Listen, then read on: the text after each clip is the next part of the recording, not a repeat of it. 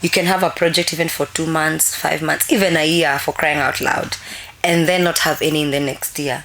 Either get something else to balance it out, so you don't have to ever do a project out of desperation. Nobody ever explores the arts as a means of generating revenue and the impact it has in the society. Where the whole government is benefiting is because it doesn't have structure. So any money that comes into the country for the creative sector, wanakuanga like, tunapatia nani? Hata hawajajipanga.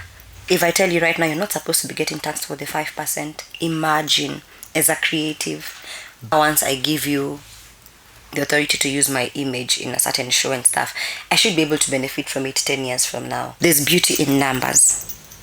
Once you are many, and the Kenya Actors Guild ikuwe na watu wengi, once there's something that needs to be communicated and there are more people talking about it, the more attention it gets. True.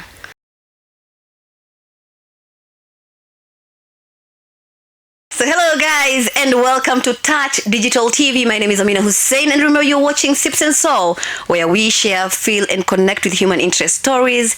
And today I am joined by Sybil Colette. She's going to introduce herself because she does a lot. Sindio? Yeah. Umeniambia si lawyer ni advocate. Yes, please. Okay. Please, advocate. High Court of Kenya. Sawa, advocate. Did you introduce tafadhali? Okay, so my name is Sybil Colette. Colette is my baptismal name, but also artistic name anyway. And yes, like you've just heard, I'm a female actor and I am an advocate of the High Court of Kenya. And I'm recently just working on to becoming a host and a moderator. And those are just things that are just in the works anyway. But that's just a brief introduction of me. And I hope that you enjoy this podcast more than the rest. Yes, please. Creative economy.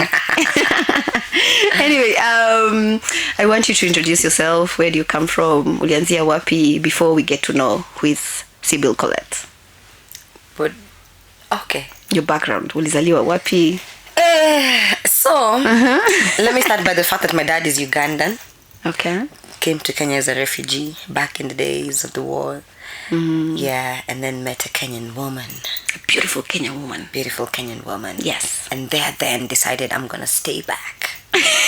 And that's how I ended up in Kenya. So those are my roots. Okay. I was born in, my God, it's a weird long story. I think my mom was in university, so I was born in Eldoret because she was studying in Moi. Oh. Yeah. Walipendana wakiwa campo. Yeah. Sort of like. You're the first kid. I'm first true love. Aki, you're the Gift of true love.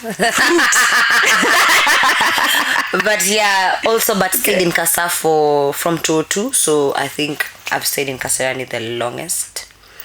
And that's still where hapo ndio naishi bado hata personally. Okay. When did you discover that you can be an artist? I think from kitambo. I always used to be the kid that entertains, that imitates, that teaches people.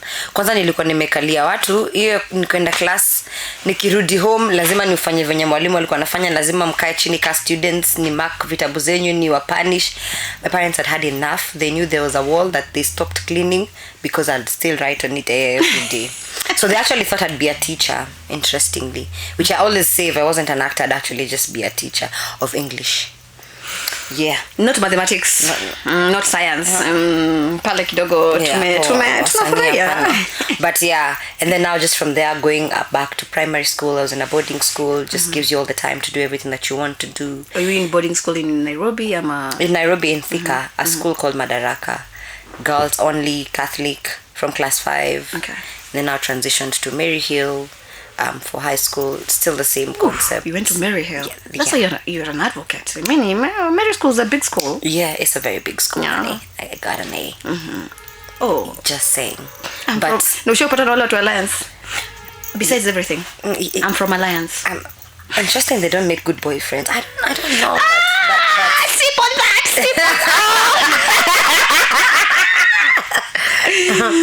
But at least kuna shule inatoa good products. Yeah. I've met vijana wa Sunshine. Nawalenana. Yeah. But then so after that, now university, did a course on law and stuff, but still always balanced it with acting one or another. And were you the type that mulikuwa drama club kama mimi? I was in every club. Every. Sybil. Hadi nishaenda suspension juu ya kwa kila club. Well, amongst other reasons, but that was among them. You know, a lot of nice makers come absent. Exactly. I was in, hadi nishaipatiwa award ya most active. Juani hiyo category ilitengenezwa juu wanashindwa takuweka wapi. Kwa swimming uko, kwa drama uko, kwa noise uko, kwa prefect uko, kwa what uko. Okay, most active. And it was very clear, including negative things. Okay. Talk about when you started acting before we reached to a point. You know, there's a time I've researched you. Oh, wait, I've really done a good research. There's a time you returned an award. Yeah. We're gonna get to there. Yeah. Tell us how you started acting. Professionally. It was 10 years ago, 2015. Oh my god, 2015 is 10 years ago. Nilikuwa nimemaliza 2014 mtu yangu. Mimi nimaliza 2015. It's 10 years ago. 10 years ago. So interestingly. Mnioe. Mtutoe huko nje bana tumejaza traffic. But then yeah, so now what happened is there's this director called Derek Waswa who was my director in high school for drama, I think in Form 2 or something. So afterwards, way much later, ilisha to Form 2 and stuff. Apparently he was in a project and then one of the actors pulled out. And guess who was that actor? Who? AC Stevens.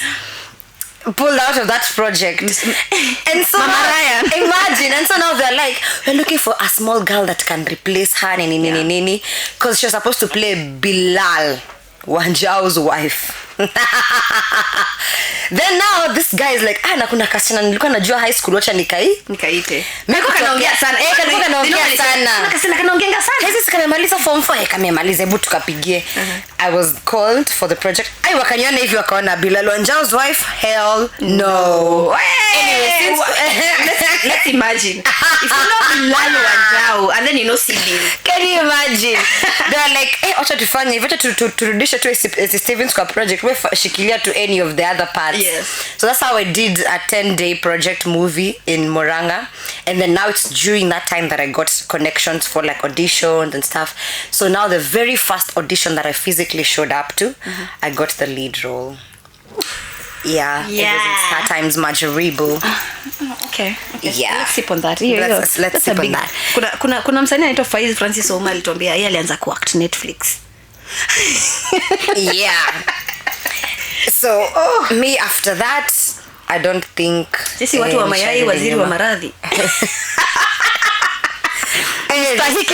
People though, it's a lot of work. I'm not even gonna lie. Shout out to those guys by the who do for set books. But then ina come kuko extent.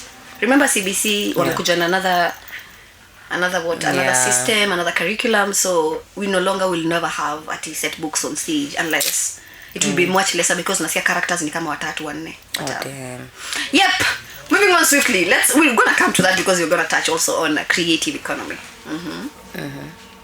So yeah, that's just how I began acting, honestly. And from then I've just been balancing both acting and school. Zimekuwa tu zikipelekana hivyo up until the point when I got to the point where you get asked that one question. So sasa utafanya gani?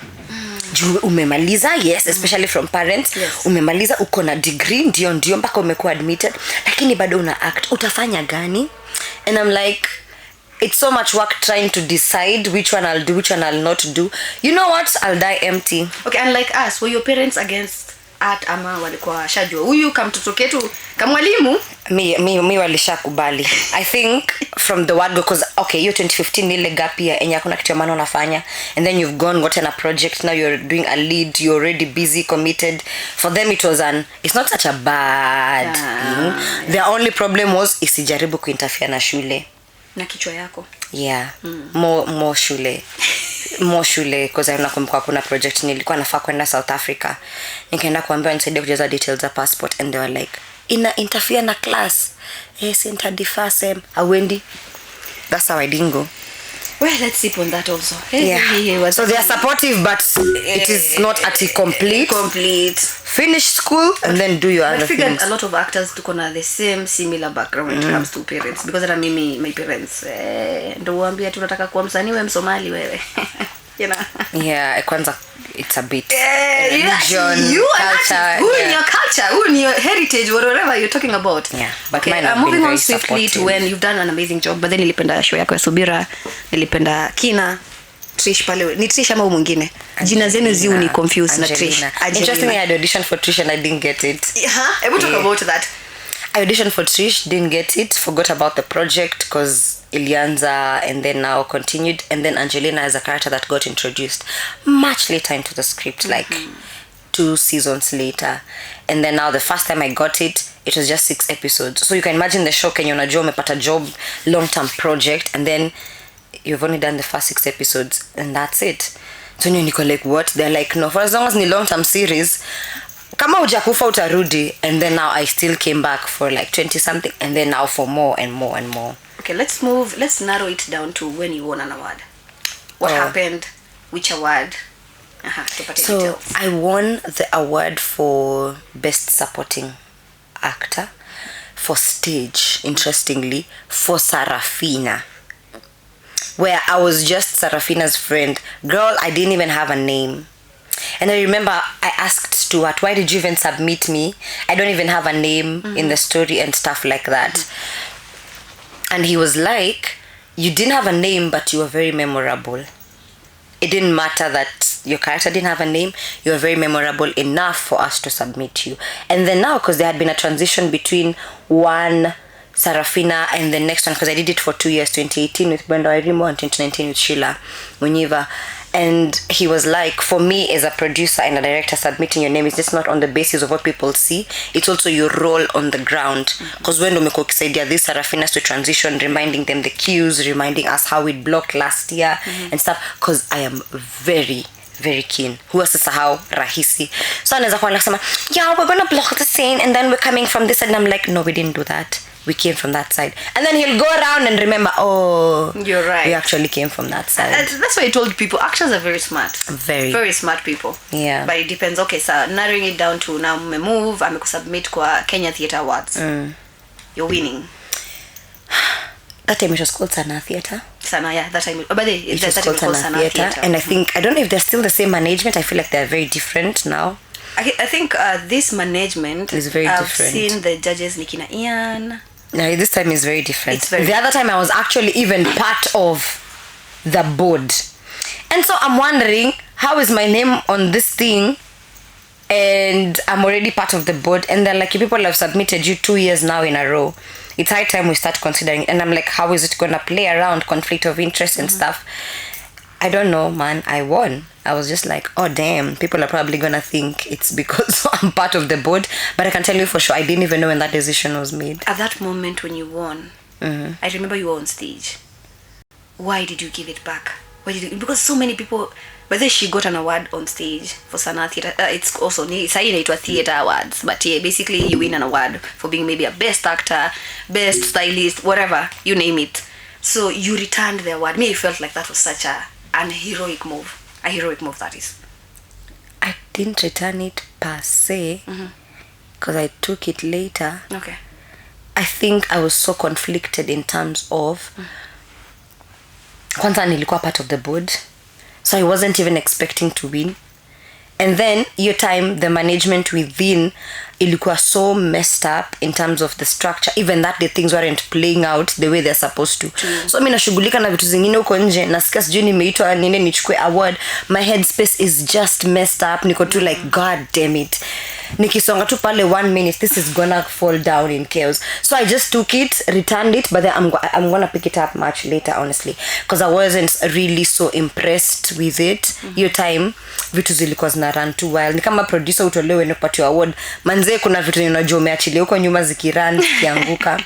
Yeah, and things weren't going well. But this was about you. It was about That's you. the thing though. And then you didn't have lines. That's the thing though. I don't know, man.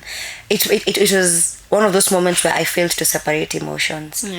Yeah. This one was already too intense that this didn't actually matter. But you're in the board. You didn't know you were going to win. Why? Because I wasn't there when that decision was being made. When they were making decisions, you're not there. Yeah. But to me, according to me, as a host, you deserved it. That's what I accepted much later, that anyway, I mean, honestly, if it's based on the work that I was doing on the ground in terms of transitioning these actors, then yeah. Plus, this is out of context. I figured that as artists, or basically we have that habit of saying, I haven't done enough. Why are they giving me this? So receive your flowers, mapema. That's what I'm trying to tell people. Yeah. To be honest, I had a very big problem doing that for a very long time. I don't know. Maybe it's just part of being a sore loser. I don't even know what the problem was. Because even in another award monologue challenge, I was number 3. And I remember when I was going to receive my award, I was so annoyed. I didn't even smile in the photo. And then Eskedhen just like, girl, just smile. Kuna watu wangeprefer kukuwe number 3. I'm like, I would have wanted 1, not 3. No. So now my friends were just tuko nyuma like, Sybil, your face. Niko too like, and I remember going to look for the adjudicators, and I'm like, the judges, why didn't I get 1?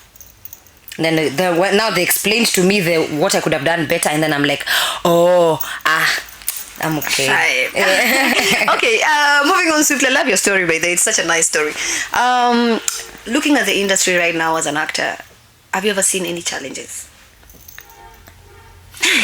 Is that a question? Or is it, what? Yeah, of course.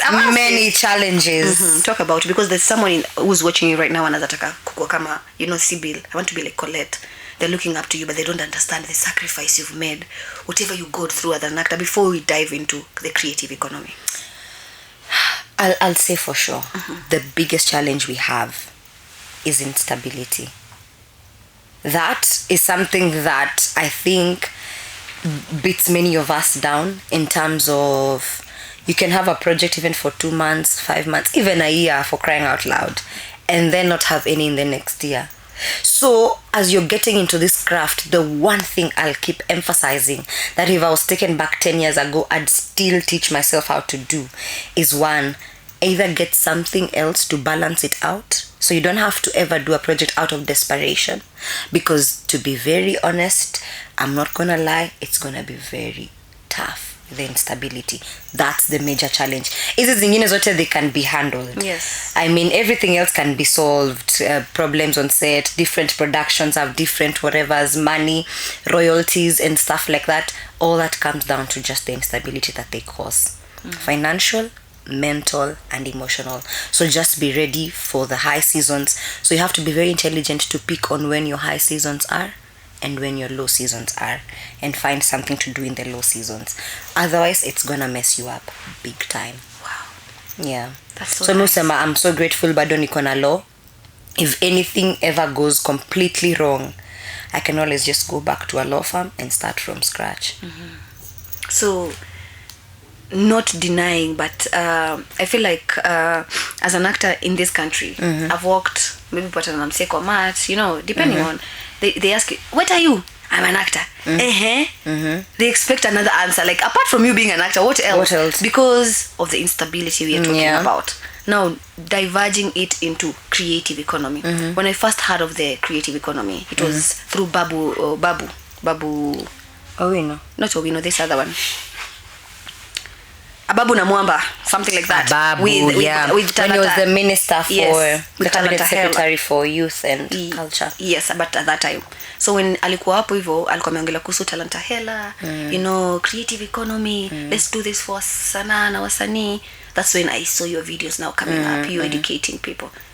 Talk about that. What inspired you? It is the realization that you have to know how best to evolve even in your craft. You're not going to be an actor forever. You will, but the characters will keep changing and the requirements will keep changing, and sometimes life can catch up on you and your goals can shift and your mind can go different ways. So you have to always make sure you're on high alert to evolve. And so now for me, it got to that point where the answer I got for, now that umefanya law na arts, utafanya nini? And I realized I don't have to separate them. I can always do them both. And how can I do them both? I can always merge both worlds based on my knowledge with law and my background in it and my acting, which has placed me in a very good space in terms of the creative sector.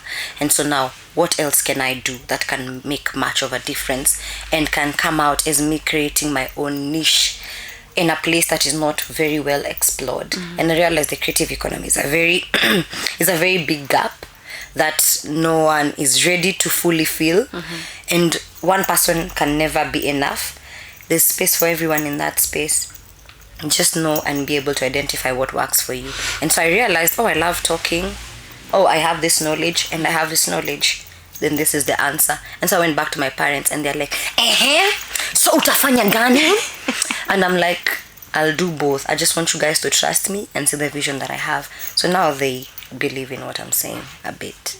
Yeah, still not yet there, but yeah, you know. But it's headed. They're creative economy experts. I bet there's someone who's maybe tuning in right now or has tuned in and watch, and they would love to know what creative economy is, because we've not even explained it to them what it is. Yeah. So the creative economy is the economy that is built from people being expressive in their own form of art. Many times when you think about an economy as a country or just as an just something, an institution, we always think about agriculture and all these big things, which has sort of like directed even the careers that we are forced to choose. Because the previous generation has seen these other sectors working for the country. You get in terms of money, financial benefits and stuff, but nobody ever explores the arts as a means of generating revenue and the impact it has in the society. So we thank God for social media because it has opened people's minds to actually realize, oh my God, there's a whole sector on its own that involves just pure creativity that can be very lucrative. So that now is the creative economy. Anything that you do out of your own creativity and your own self-expression, especially as an artist, that helps generate revenue. And now we're talking about music, we're talking about films, we're talking about adverts, we're talking about events. It is now covering the major bit of our economy currently. Okay. Yeah. We're gonna narrow down to intellectual property. Of which, of course, we must have the dialogue of intellectual property and whatnot, because that's when we get to clash a lot with the corporates, with the brands, and also the producers. Let me say that. Yeah. So when you're looking at the creative economy right now, I feel like I'm looking at the acting industry. When it comes to generating income, royalties, the instability that you're talking about, do you feel like the creative economy does still in affect these people? That's why they're not stable. Yeah. The creative economy is responsible for everything that involves the creatives, because guess what? It should be responsible for the policies that help dictate even the contracts you're getting into, that help dictate the working environment, the working terms. But because for a very long time, that particular sector, which, by the way, the reason my page is called Orange Matters is because orange is the color of creativity. Yes. So anytime you're referring to the creative economy, it's always the orange economy. But I went and did research before I met you, so I figured kuna orange, kuna blue economy. Yeah. So orange economy is the economy that emphasizes on creative matters. Okay. Just think orange and brightness. Wow. That's just a spark, an idea. Yes. And so now, for a very long time, that has been neglected, even in the country, in terms of policies. They don't usually care about it that much. You get what I mean? Because it's never really stuck as something that can be very reliable. But then now when people are beginning to get into it and opening their minds to the possibilities that it has and it can bring forth into the society, sasa ndio watu wameanza kurudi huko. And then now you know what it needs. Now we need to start going back to policies, to bills, to everything. Nyinyi kwanza wasanii muungane. Already we are so different, musicians, actors, nini.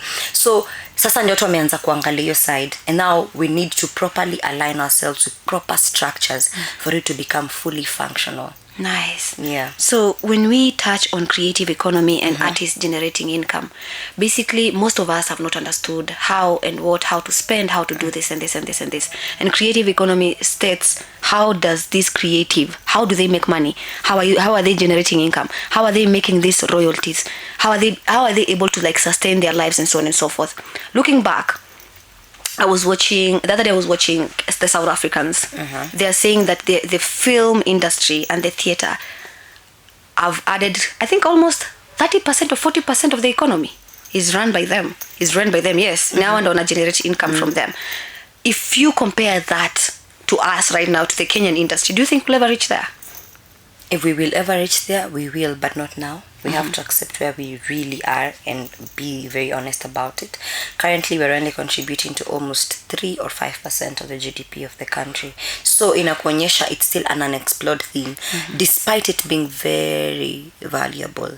Because when it was valued last year, it showed that it has potential to bring in billions. Yes. And so now, where the whole government is benefiting is because it doesn't have structure. So any money that comes into the country for the creative sector, wanakuanga like, tunapatia nani? Hata hawajajipanga. That's how it gets squandered. And if you look at the countries where it is working, it's because it has been properly recognized and resources are allocated properly. Si budget nasomangwa mpaka ya CDF, mpaka ya nini, mpaka ya nini, ya agriculture. Even if inafaa kuwa ya creative sector, pia inafaa kuwa ikisomwa pale. But because we lack the proper structure to emphasize these things, huwa haishughulikiwi. And that's why tuna struggle bado. We have easy issues zinatusumbua. So now, it has to start by getting recognized well under law, under policy. Alafu sasa ndio wakisema wame dictate, this is the amount of money that's being, disbanded to this sector. Hata kama itakulwa, but there's a sector even to begin with. So the other day, the presidency, of course the government, they were talking about taxing the content creators, us, CC 5% withholding tax, such things. Do you think taxing right now, when you're only contributing to 5% of the economy of Kenya, will help the creative economy grow forward? I'd like to say yes, and also I'd like to say no. Okay. Yeah. So allow me to say yes in terms of when you start getting taxed, then sometimes that helps with regards to alignment, even as the company. Now you start doing things in a formal way. Because itabidi mjipange, mjue mnatoa returns wapi, mjue mnafanya nini. It does help even when it comes to recognition, because now once the government realizes that we can get something from you, then they can be able to properly structure and align so that they get that something from you. Yeah. You get where it works. Yes. But then no, because sometimes the amount of money that we make as creatives is very unpredictable, and you can't compare me to a teacher who earns every month. So what are the terms of you really taxing me, and what exactly is the basis of that tax? So some of the questions that we are still dealing with ni vitu kaa hizo. And then now, because they benefit from us not understanding tax law, si tunakuanga tu, like if I tell you right now, you're not supposed to be getting taxed for the 5%. Imagine, as a creative.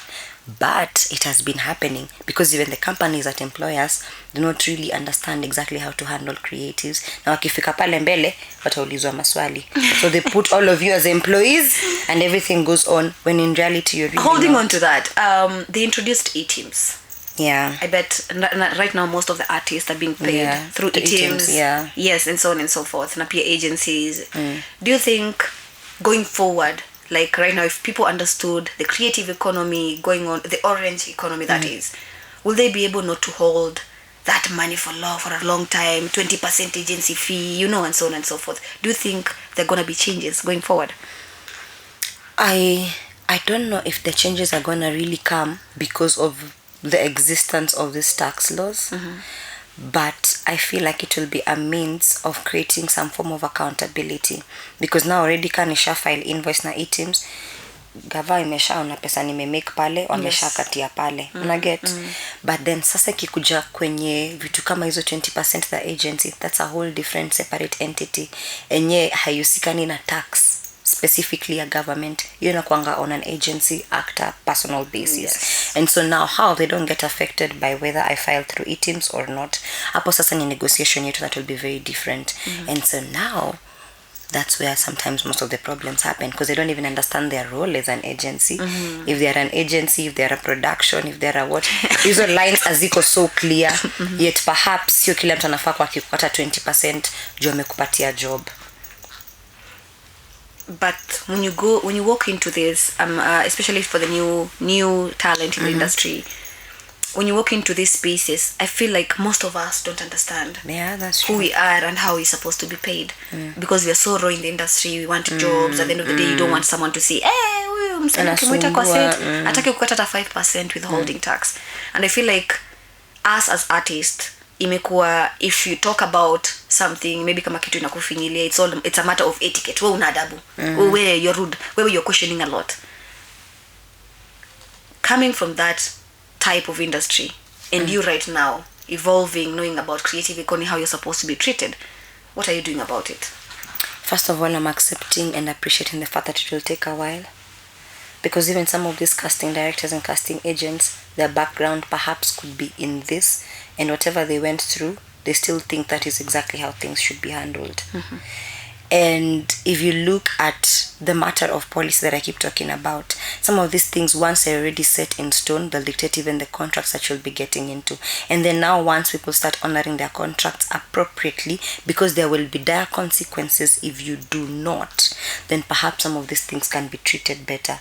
For now, what we're operating from a place of experience and personal feelings, na niwe nilikupatia job, mbona unakataa, unasumbua and stuff like that, without looking at the fact that there should be proper structures that are supposed to run. If the contract has been set in stone, let us follow it as it is.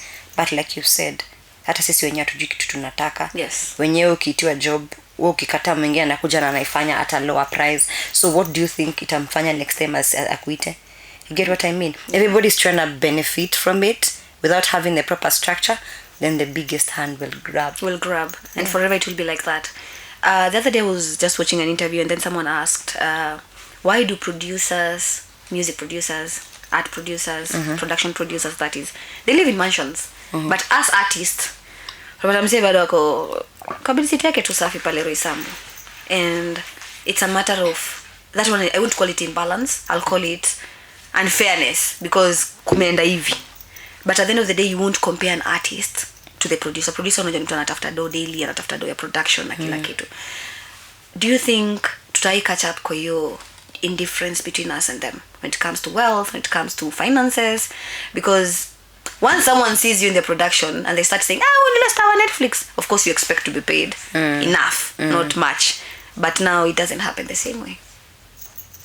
That's a very interesting question. Do I ever think that we're going to catch up in terms of the gap? Yes. I don't think we will. I don't think we will. Let's sip on that. I don't think we will, but it can get better. In terms of, they can make sure, fine, we don't catch up with them, but they empower you to be able to be very self-sufficient. And that's now the thing that I keep talking about. Itafika tu place enye pia wewe mwenyewe uta realize that just one like this is never gonna be enough. So wewe as an actor, ndo itabidi you diversify your mind in terms of your resources, in terms of your knowledge, so that you can know how best you can boost yourself to the level that una feel is good, sufficient, even higher than those producers in some cases. Because you can't tell me that we don't have actors that are very, very rich. But then now, we do. But then what have they done? If you look at what they do, what they have done, you'll realize it's not just one way. Because we have to give it, man. Producers are the ones who deal with the money. Hapo ndio kukulwa pesa inaanzanga ama you get lazima itapitia hapo and stuff. It's just like any employer-employee setup. At the end of it all, you're an employee, and they say what, an employer will never pay you enough for you to live in the same neighborhood as them. You won't need that job. So ni wewe ukwe mjanja kivyako. If you ever think that battle is gonna end, it will never. And like we say, lazima sasa ujitetee wewe mwenyewe as an individual. Okay, moving on swiftly. Thank you for that. Such an inspiring thought. Of course, we have different economies when it comes to creative economy. We have the blue economy, the orange economy, and what not. When you're studying all this as an actor right now in the TV, but then she's acting Lulu. She's gonna tell us about her role there. When you're studying this thing, you personally as Sybil Colette, and you're giving out this information, how do you feel? Brilliant. I feel very brilliant right now. Because I always used to say, nikiulizanga when I used to grow up, what do you want to become? I always used to say, I just wanted to sit pretty and talk. And they'd be like, what's that? And I think that's just what I'm doing. So I think right now I am only beginning to get into the space where I appreciate my experience and my knowledge. And now I've gotten to the point where if I harmonize it and present it properly, it's something that is very unique about me. And so this is my background in both. This is the information I have. How best can I benefit other than sharing, honestly? Given a chance, would you like to be a producer? And what change will you make?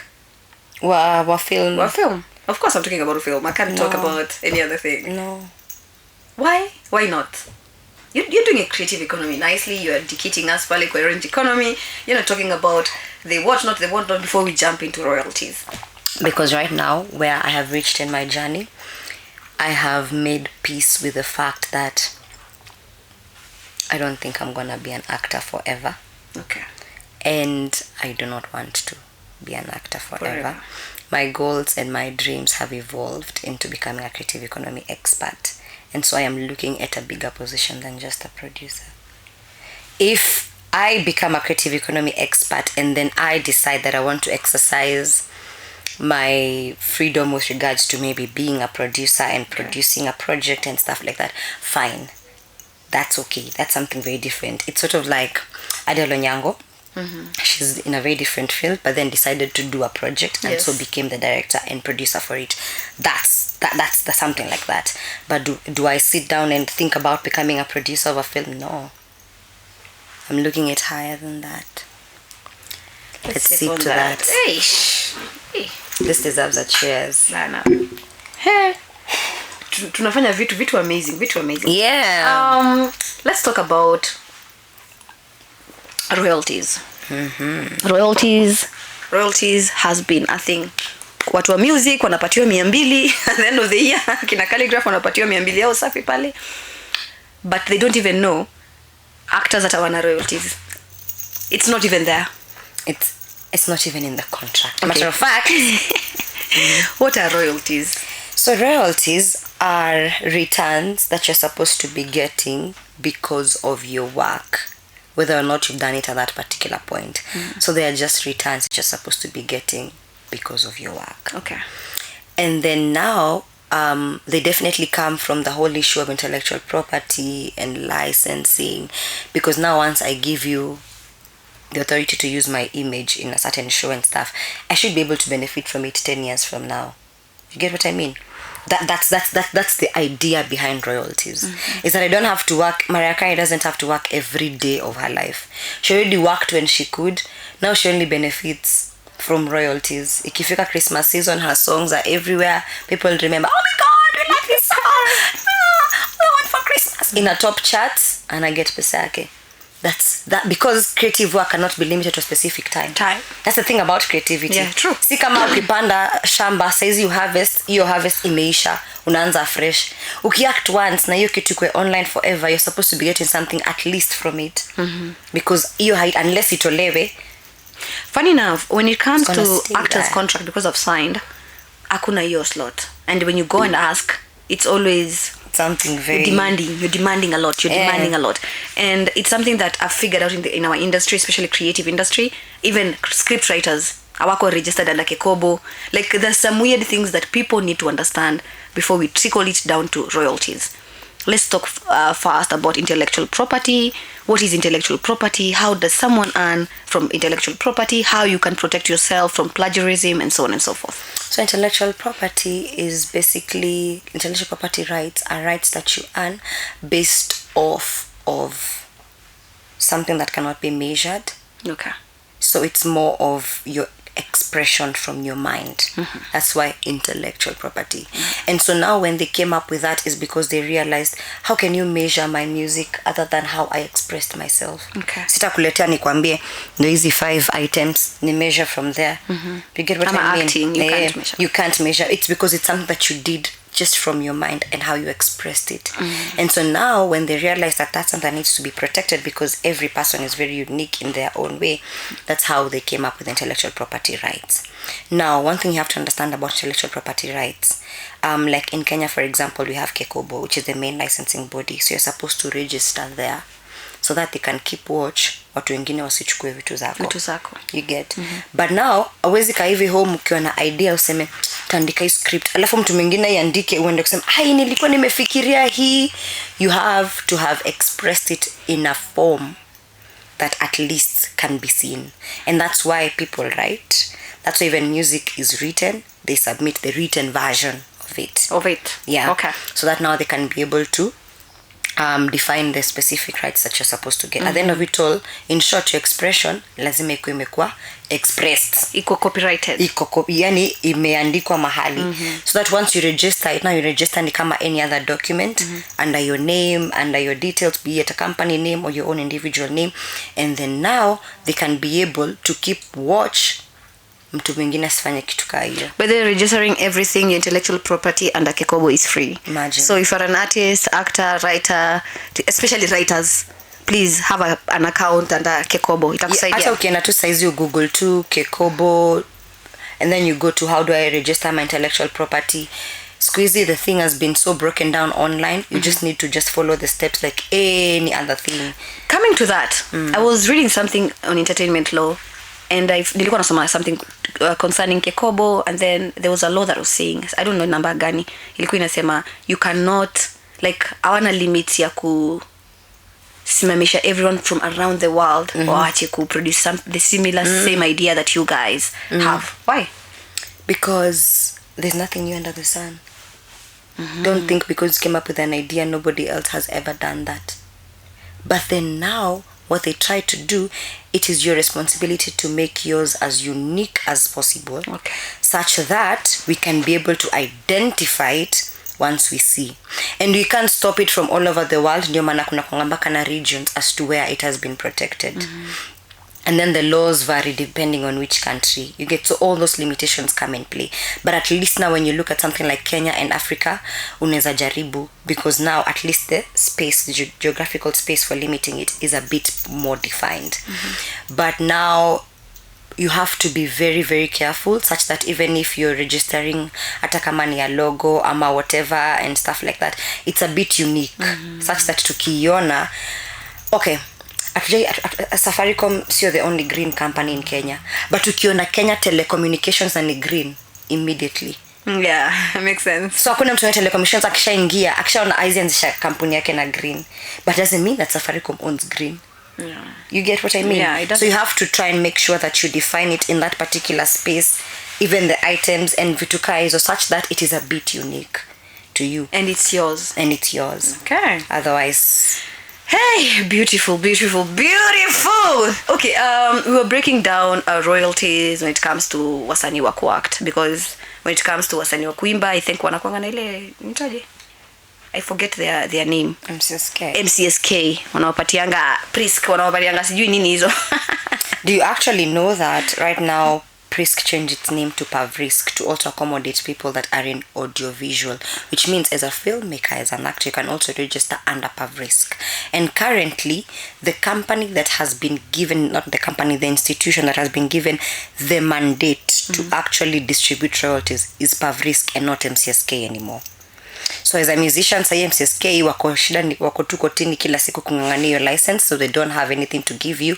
Camp as well, Kenya Association of Music Producers, the same. The one that has been given the license by Kekobo is Pavrisk, which now is Performing and Audiovisual Rights Society of Kenya. Nice. Which means hata wewe actor, content creator, for as long as your scope can cover audiovisual as well, you can be a registered member of Pavrisk and get your 200 bob, 300, depending on. Sasa ndio wasanii ni 50. Yuka calligrapher na 200. Imagine nini hadi. So thank you for that information, Sybil. Yeah. So guys, let's go to Pavrisk, register manze, let's have those royalties that are kama ni kidogo. I think we're going to improve on it as we move on, because tuko na generation bado hawajaelewa what art is. I'll say that. Yeah, that's okay. Moving on swiftly to finish up on royalties. Basically, we wanted actors to understand where they come from. What do they do with royalties? What is a royalty in the first place, and so on and so forth. So thank you for that. So si kila time msiana earn royalties. Why? Limiting contracts. Lack of proper structures. Same thing, same old thing. Kukulwa, corruption, and lack of information. Those reasons justify every reason as to why we can't get, because the bad contracts, like we said, begin even not just from on a me and you basis. Even the companies, the productions that hire us, the contracts they have gotten themselves into with the distribution companies already. So the bigger problem starts up there, and then it comes down. You see, let's say for example a country like, let's just look at the US, that works really well, especially with regards to royalties. Yes. And if you want to look at a structure that's really working, it is like the musicians and stuff. And you see, it's because some of them are getting money directly from Bitcoin, Spotify and stuff like that, where there's no intermediary katikati. And so now once we begin having this particular bodies and structures that are very functional, then you can be able to claim such things. But as it is Kenya, hata sisi wenyewe hatuelewi Kekobo wanafanya kazi gani, wao wenyewe hawaelewi wanafanya kazi gani, and when you wanaelewa, they're benefiting from you people not knowing. So that's just how the piece of the cake keeps getting smaller. By the time it's getting to us, it's crumbs or really nothing at all. So the other day yesterday night, I was looking at the Kenya Professional Actors Group, and the pay has gone down to supporting roles wanna earn 1,000 per episode. What? Kenyan shillings, yes. And Kerry was there, Kerry Koga, all the old buddies from the industry, the veterans. So I was just saying, in our era, economy was bad, but not bad as today. But right now, ndo wase wameamua kulipa na vibaya more. Do you ever think there will be one day tutakaa chini tuseme actors huyu alikata do fulani because they knew their worth? Are guys refusing these shares ama this money because of their self-worth, ama it's just that they don't have any exposure when it comes to art? It's both. Kuna wenye genuinely do not know, and then kuna wenye know but they're operating from a point of desperation. That's the thing that I was saying. Honestly, nikakuwa sina kitu kwa meza ukinitia job ya 3K, I'll think about, is it time to know my worth, or am I trying to survive? Good right question. Here? Repeat that again. Is it time for me to actually know my worth, or am I trying to survive? And when your option is option 2, you'll do it. Understandably so, you'll do it. Yeah. You get what I mean? Yeah. And so now the conversation becomes very difficult to have if you're all trying to get speak in one volume but are operating from different spaces. That's the thing that I was talking about. Once people learn to get into the proper institutions and structures, like for example Kenya Actors Guild, if it distinguishes itself into a body that we can all admire and actually want to become part of because of how functional it is to the people that belong to it, then now they'll have conditions for, if you're a member that has joined, you see how kina SAGAFTRA work. It's not an easy thing to just join the way you think. And then there are even levels. Kuna wale A-list, kuna nini. So it's because of that particular thing. Once it becomes something that you can be able to see the benefits of it, and then now it's inakuwa like the bigger dog speaking on behalf of its people, then now we can be able to want to join it and have a unified voice. And then sasa inaweza trickle down into mtu yote mwenye ni wa Kenya Actors Guild hafai kupatiwa pesa fulani. You see, sort of like how one of the structures that I really, really love. People hate that career, honestly, but I don't think there's a more stable career than the teaching profession. Yeah, true. Unaonanga wakisema kuna riot, kuna strike.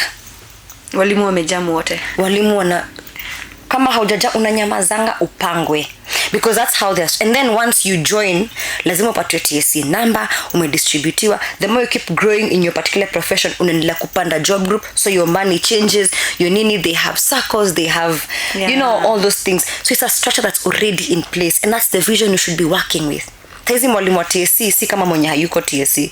Every teacher works hard to get into it, because once you get into it, there are benefits of being part of it. Yes. And that's why it functions, because teachers don't make much. Probably they get like 50K per month, but I don't think they're richer people than teachers. Let's talk about the Kenyan Actors Guild. I was doing research on it, and kumekuwa na issues about the guild.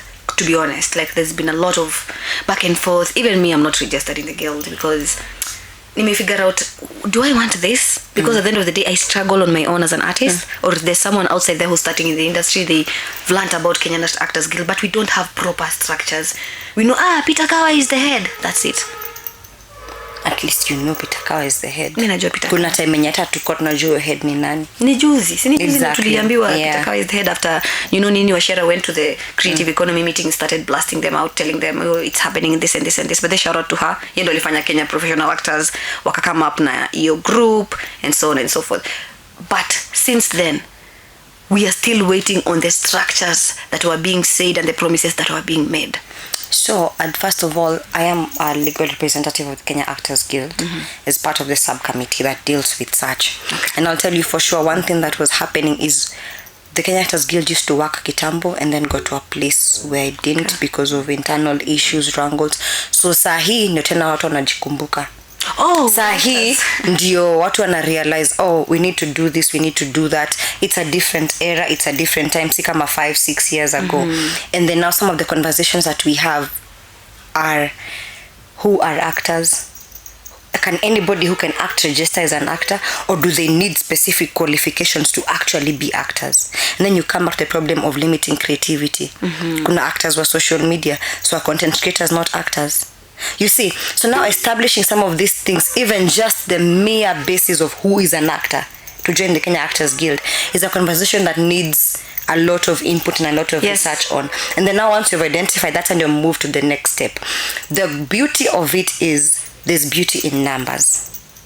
Once you are many, and the Kenya Actors Guild ikuwe na watu wengi, once there's something that needs to be communicated and there are more people talking about it, the more attention it gets. True. And so that's how things get addressed. Si tunajua siri ni numbers, exactly Siri what ni it numbers. means. And then in this age, especially of digital activism and stuff like that, watu wakishaungana and you keep talking about it and stuff like that, then that's how it becomes a voice that you want to listen to.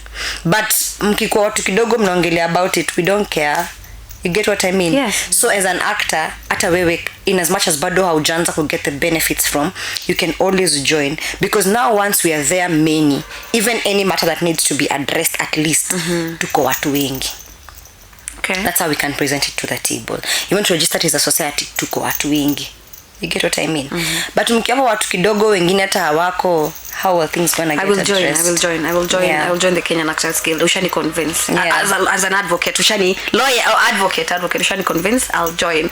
So do you think that if we get proper like proper structure, I'm not saying we don't have proper, of course we do, ni factor tu hatujaambiwa this goes like this and this is how it's supposed to go. Do you feel like we'll have a proper structure one day when it comes to the Kenyan Actors Guild? Yeah, I'd say it's one of those battles that you fight knowing that you're not going to get the benefits of it now. Yes. But in the next 5-10 years, you're better off having started the fight than never starting at all. Speaking as the guild's advocate, are there some of the rules and the laws that you guys have put down already right now stating that, one, if you're an actor from Kenyan Actors Guild, this and this, this and this and this and this and this and this, is there? I'll tell you for sure that right now we're coming up with a code of conduct and such kind of things, and even like reporting mechanisms, at least to start having a proper structure with regards to how things are being reported and handled. And one of the templates or things that we're trying to borrow from is the Law Society of Kenya. Kila mtu anajua LSK, na hata hamjui LSK ni nini, because imeongelewa. Yani ukiguzanga law ya Kenya ni unajuanga kuna LSK. So many people talk about it, it's such a big deal, it's such a nini. Tenye maandamano sijui kina Faith unajuanga tu Faith Odhiambo ni mkubwa wa LSK. But it's because of structures kama hizo tunasema beauty in the numbers. Mnajiunga tu as a profession, mnashikana. Now everybody has to pay attention to when LSK speaks. Wow. Such things, code of conduct, profession, how to report, small basic things that were lacking. Yes. That need to be established. So usiangalie kama a gift that you can benefit from now. Now, inaweza kosa kukubenefit now, but I think in the next few years, hata watoto wako kikwambia unaingia kwa profession utafeel a bit safe.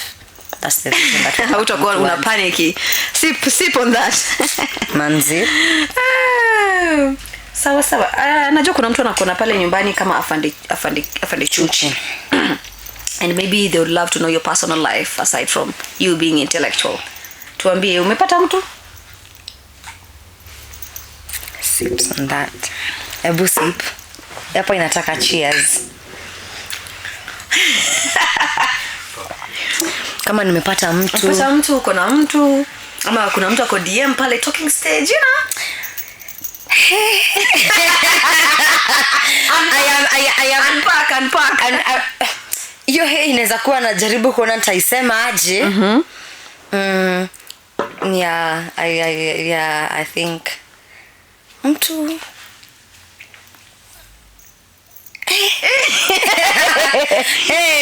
but yeah, I think kuna mwenye scratch the edit your part. Edit Sheila, please. Okay, kuna wenye acha ni make jana, kuna wenye wako kwa DMs, but yeah, kuna mwenye tunaongea currently and I just looking to see where it's going because I just came from a 5-year-old relationship. So yeah, ndio nakwambia sasa nashindwa niseme aje. Sip on that.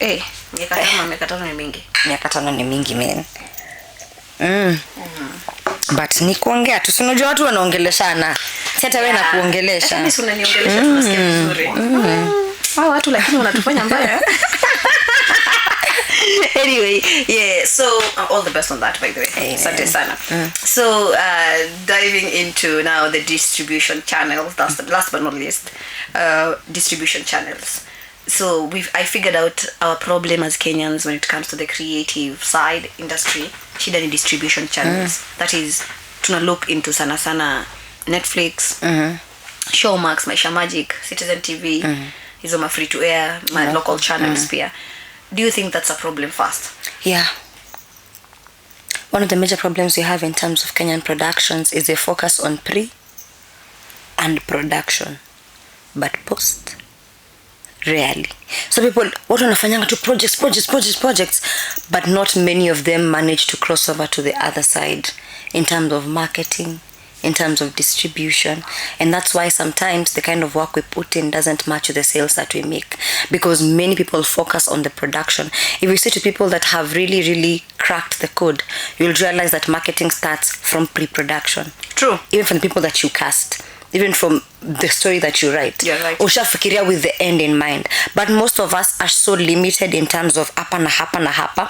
Alafu kishamaliza project ndapeleka cinema There's nothing beyond that. You get what I mean? A problem that we have as creatives, I'll point it out, especially actors ama filmmakers.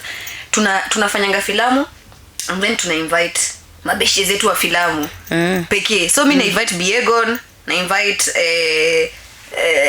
Victor, na invite Kyle, na invite leo una invite kina Frida. No, we are still the same people in the same aspect of the creative economy and so on and so forth. Do you think that's a problem? That's a problem because now you never really get to reach the audience that you're targeting.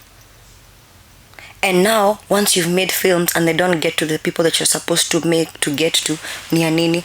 Nika kutengeneza food, kama wewe ni mtu mwenye anafanyanga catering, na isifikie tunafaa kukula itaribikia tu hapo. Na kila siku tuko nasema hii catering business hata nisaidii, you've never reached the correct audience. Ama unaenda kupika Ethiopian food, place wakulangi hiyo recipe. Angela, yeah. Sasa una expect wafanye nini? They'll just look at you and be like, is there jollof? No.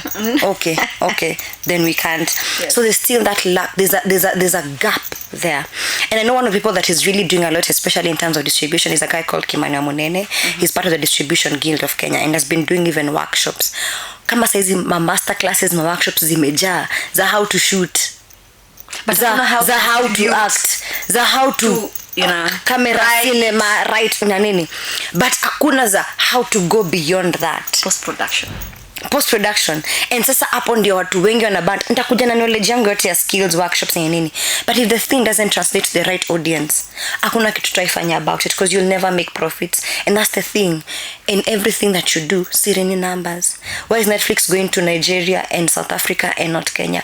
Because they can't see value for their money in terms of returns. It's a business at the end of it all. I don't care how much I love your country and its beauty, if that product you make there doesn't sell, next time atutashoot. And that brings us to the notion of, tunataka iende na hii podcast by the way, to the notion of I don't watch local movies, local films, channels, local films. Why? Because do you think there might be a problem with our distributing factor, and that's why our people are not consuming whatever we make for them? At the end of the day, remember, this is a storytelling it's a storytelling story, whatever storytelling film. If I start delving into that answer, I think for me it is more psychological than it is any other thing, because this is a problem that has started from way back. and then you'll just look at the fact that what have these people been consuming, what have we been feeding our audiences for the longest time. And then it brings the question of, do you think some of these telenovela kind of things people actually like them, or it is what is readily available? So once you've been able to answer that question, then now you'll start seeing why streaming platforms started pulling to the side, because they've realized, okay, tumetengeneza show yetu but haiwezi watchiwa 7:30. Probably audience target hata hawajafika kwa nyumba, ni watu wa university, hata hawana TV, hawana nini. How else can I get to them? Or we can establish a streaming platform where we can put these shows. But then are they the majority or the minority? They are the minority. Or the majority still wants, what do our parents still want to watch? Unaanza kumwambia lipia Netflix. Ana hiyo time. Yani afike 7:30 aone yenye iko, ikiisha aone yenye iko hiyo ya 8 p.m. So it's a problem that has already started from back then, already from the distribution. Yes, from the distribution and stuff like that. Vitu walianza kutu feed back then, and that's what becomes, and this is what we consume. And then you'll be so shocked that you realize tuko na shows kali Showmax, but they didn't know that they exist. Speaking on that, I feel like the other day I was talking to a professional in the industry. He told me that the person who made this market gap here, film people and the normal citizens ikue, it's President Moi. Apparently Kenyans were singing at that time, kina Riko Inaina, they were coming up. But Moi introduced us kwa kina Dombolo. Alitupeleka pale DRC. So you really alikuwa na entertain those, kama ulikuwa na notice kitambo nini yote ilikuwa inaimbanga Lingala. Lingala nyumba zote ulikuwa na Lingala to Nairobi, Kenya. Yeah. You know, sayendo alileta hiyo culture ya another people in our country. So at that time millennials, millennials, you have failed us bwana. They're just victims. They're just victims, man, like everywhere. But pia hata ohangla dancers watch mchezo. So the millennials at that time, they waliflow na hiyo vibe. So ilikuwa ngumu sana kupata mtu wa home ana support mtu wa home. Yes. But then you also see at the same time, if you look at Kenya like 20 years ago, when people like Akina Issa were coming up, you do realize Nigerian artists were coming to Kenya to actually see what is it about Kenya that makes Kenya the hub of entertainment. Yes. Because Kenya was. Yes. Nigerian films waligrow walizileta Kenya kuwachiwa huku audience, and to date you see artists international anakujanga Kenya kabla hata hajaanza kwenda places zingine, because Kenyans are very very good consumers of anything and everything that you feed them. But then sasa ukiwanyima ile airplay ya kuconsume Kenyan art itself, ndio maana wanakuanga tu wanazurura huko nje, settling for anything and everything that they get out there. Na hapo ndio gap ile kujanga ikashift, because sasa tulianza kwenda kwa telenovelas, tukaanza kwenda kusikiza the beat, tukaanza kusikiza international songs, tukaanza kusikiza nini. So tuka grow up, mentality tukishift kwenda huko. Ukiangalia the music trajectory, it tells you where the audiences goes, because music is very very very evolving every day. True. There was a time 5 years ago ilikuanga tu bongo, kina Platinums walikula, and then Gengeton brought people back home. Thank you. Yes. The Gengeton brought people back home. And from there now, when Kina Bensol picked with the R&B and all that vibe, it's no wonder right now Kenyan music is selling like this, especially kwa events. Sasa inamaanisha the Kenyan audience is now awake to Kenyan content. So sahi ndio time ya filmmakers could try to do their absolute very best to still win back that audience. Because in a few years, afraid tubeba tena. Inaweza tubeba tena tupate tumeenda. The Kenyan audience can even changes. Be an artist from Uganda. What do you mean? Yeah. Joshua ni Mkenya. As in, Kenyan audience nabadilikanga tu. In 2 years, they want something very different. But what I've noticed with the audience, Pia, they are loyal, of course, but they're not loyal. Ili like, leo kuna msanii content creator na trend, kesho kuna mwingine, and we forget about you. That's life. Priscilla Imani alienda wapi? Let me tell you, the earlier you understand that is life, the better. It helps you stay on track. Because if you think you're going to be relevant with your one thing forever, it's not going to happen. It is a very big eye-opener. Yes. So you have to make sure your craft evolves. Because ukipita na hiyo trend yenye ulikwamia hiyo back then, Life has already The other day moved someone on. asked someone when I was there, utaendelea kudance TikTok mpaka lini? You have so many followers, do some content on it. Do you think that's a good thing? It's good and it's bad, but it is the one thing that can never change. Because I've noticed it's with TikTok, anyone can be famous. anyone, and you can be famous for one thing, and And that's that is not leading what us to it- depression. Yeah. Come on, may notice it is leading us towards depression because remember this person ajai kuwa actor, ajai kuwa dancer. Sasa yeye ameingia kwa hii platform, watu wako 200 people, 1,000 are watching this person. Do you know what they say? If you enter into fame without defining who you are, it will define it for you. And then once it does, you'll always be a slave into what it wants you to do. It's why 30 years later, 20 years later, when Sauti Sol was getting into the game and they're known for music, they never have to change whatever it is that they do because they entered into it knowing whatever it is that they are. But you can make song ukwe one hit wonder, and the night convinces you you're a musician, and maybe that's not really who you are. People will always expect music, and if tomorrow you give them a skit, they're out. Uko to like, gosh, nah. I believe you can never take away the beauty and knowledge of experience. It doesn't matter if today I hit and I am the next Majimbo. Yes. A few years down the line, life will have to teach me what I need to learn. And if you get into it without having learned those lessons, you will have to learn them along the way. So afadhali, when they have done their part, and then when finally getting the airplay for it, you're already comfortable in whatever it is that you're doing. People are there because of the value that you have.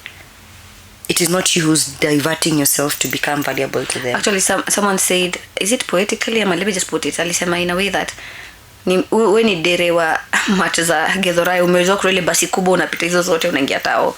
And then kuna wewe mwenye tu ukaingia mpaka town. You can never be the same. You will never ever be the Yeah, same. you can never be the same. So that I think part ya art yenye most of the people go down in depression with expectations, faking life. You're in TV right now, you want to show people, mimi nalipwa poa bana, hata ni kuja hapa umepack Mercedes huko nje.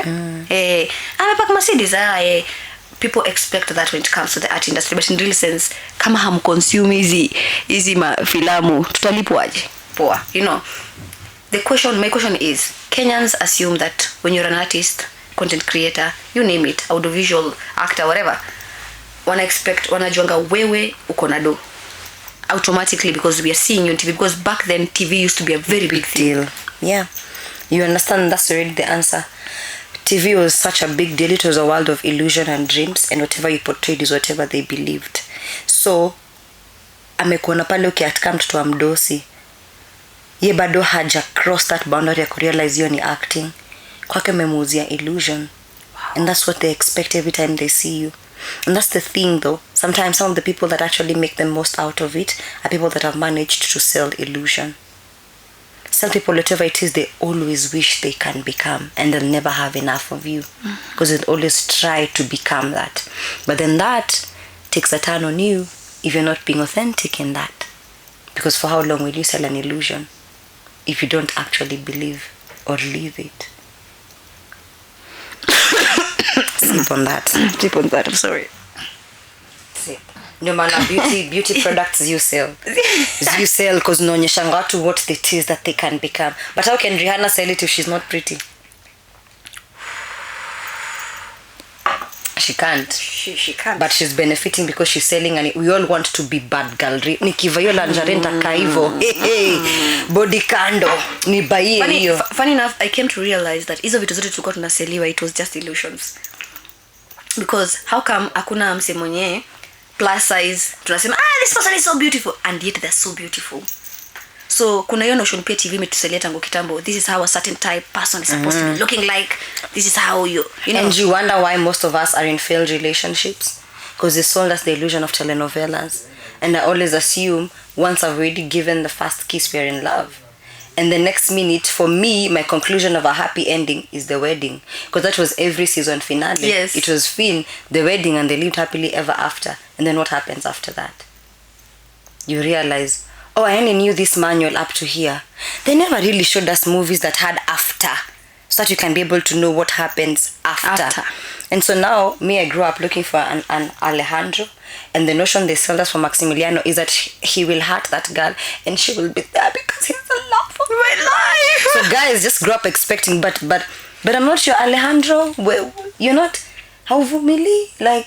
Unavumilia nonsense in the name you of get, Alejandro. and pia wewe uko tu like yule dem alikuwa anavumilia taki amepeana mimba nje. You see, it's the illusion, and that's what we grew up on, and that's what we stand and become and start to believe that is what love is. If they showed us more stories that were showing more authentic things that actually really happen, maybe how our minds are operating would be very different right now. Wow, that is so. It's a generational thing. It's the music they sell, it's the song they sing. They sing, yeah. And that's just what we believe. I want to know that you want to say that from the first day you saw me, you didn't breathe, you didn't what. Stop and that's what I grew up listening to, Westlife, blah blah blah. That's the love I'm looking for. Come to think of it, Westlife walikuwa na ngoma the gay. They were all gay, so not all. It was one. It was a song for a gay man. It was one of an them. empty street. One of them was gay, and he was my crush. Hata mimi huyo. But it happens. Mimi nimefurahi. So art is a reflection of the society and vice versa. So whatever you see, don't portray it unless it's something that you are relating to it or you're relatable to it. Which will also take time for you to actually understand whatever it is that you are. I think my parting shot will be, before you do craft, understand your depth. Yes. Understand your depth, who you are, and what you want to do. Because at the end of the day, ukiingia pale kama actor ama kama msanii na ujibebe poa. Ujibebe tu uko na heshima zako, you know how to sign a contract. Of course, at the end of the day, you won't know everything. Yeah, too much light. Right and center. Too much lights ina affect macho kuona. Wanasemanga hivyo. It affects the eyes. So when you go there, carry yourself well and say that. Just know, read your contracts well. This is the advocate atatuambia how they go through the contracts. But they have, come to think of it, si ukwange unatufanyia contracting za set. Unajua shida kubwa ya wasanii ni mambo ikisha backfire ndio wanakumbukanga kuna na lawyers. Hiyo uchungu ya kutoa pesa mara ya kwanza, which sometimes understandably so, because pesa pia yenye na make you can't afford kulipa lawyer. Una get kwenye kila kitu ina affect. Yes. Niko like ningependa sana nipitishe hii contract, but hata do na make nitampatia ngapi? Get what I mean? But then now for the other, there's also this other group of I can do it by myself. And then when shit hits the fan, they go, oh my god, no, I need a lawyer. I need a lawyer. No, but again, I won't blame the filmmakers kabisa. Pia the crew, because you're normally given a booklet. Nisaini sayara karaka unirudishie. So you're going through likeness and images. So by the time atu umemaliza kusoma just skim through, not even kusoma. So most of us, we sign these contracts unknowingly. Yeah, that's the truth. People benefiting from lack of knowledge. Yes. And that's just what happens. Once you don't know something, they benefit from it. Na hapo ndio shida inakujianga. So onwards, do you think an actor needs a lawyer or maybe an advocate to go through their contract first before they sign? One, yes. But in the event that you cannot get at that particular point, honestly, nowadays ChatGPT is there, YouTube is there, online is there. Just check what a phrase means, consult here and there, even from your friends and stuff like that. Ask the production relevant questions. Some of them don't like being asked these questions. Yes. But then you're better off trying than never trying at all. Sure. And then now peer productions and vice versa wanafaa ku respect such kind of small details. Yes. Nikikupatia contract leo, expect to sign kesho. Hizo ni vitu zinafaa kuwa basic. Na hizo ni vitu tunasema the rot imeanzia kwanza huko juu. By the time unakuja unapata tu contract from the word go, we producer hajafikiria una need time. Ama amefikiria need time na ameignore. Una get? Yes. So the rot starts from up there. Once a production imeshaji establish vizuri and they know we need to give this person particular time, because there'll definitely be a back and forth expectation. Then they'll not be so shocked when you actually bring the back and forth. Wengine ushtuka that uko na feedback or just then it becomes a whole different conversation. So both the productions and the actors, everybody involved, should be very open-minded to these things. Nishikwa kwa police yenye casting director alikuwa anasema sasa hao actors nowadays hao young wameanza kuja na vitu za ati management ati nini kunisumbua. And so I asked him upfront, as a casting director, if I hear you say that, do you think if next time you call me for a project and I have a management, I will actually tell you about it, if this is the attitude that you have? And I'm like, ni kusumbua, it starts from you. once you change the mentality towards me having a management, then you can be able to negotiate. Haimanishi tunasumbua. I'm just trying to package my product very well, but yeye hataki interfere na job yake. You get what I mean? Yes. So the rot has started from kitambo. It's something we have to accept and know how to forge forward. Kila mtu lazima kuwa na journey to learn. Ooh. I think so much has been said. Thank you so much for that knowledgeable session. If you're an actor, a creative, anyone that is in the industry, and you've missed this episode, you've missed out, because we were talking about the creative economy, the creative industry, and so on and so forth. And I was so glad to host Miss Sybil Colette in the building. What Nashinda kwani kuna mzee wangu anaitwa Colette.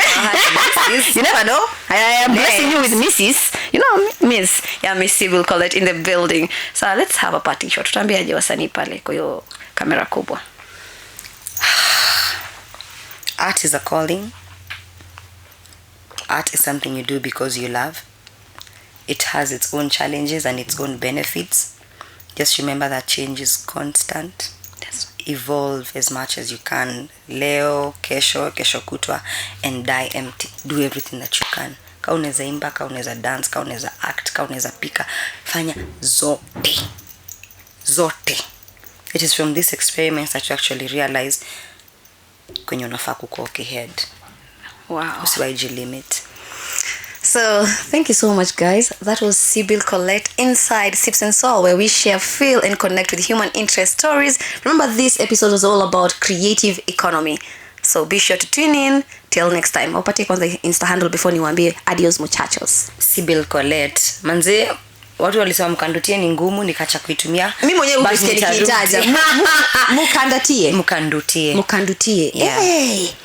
It means the most beautiful, if my grandmother is to be believed. You know, yeah. But Sybil Colette, Sybilco, yeah, Lette. So catch her on all social media platforms. She's speaking about orange economy. She's an actor, performing artist, you name it. Cindy-o. Yeah. Till next time, remember, guys, to share, comment, like, subscribe, and keep it Touch Digital TV. Adios, muchachos. Bye.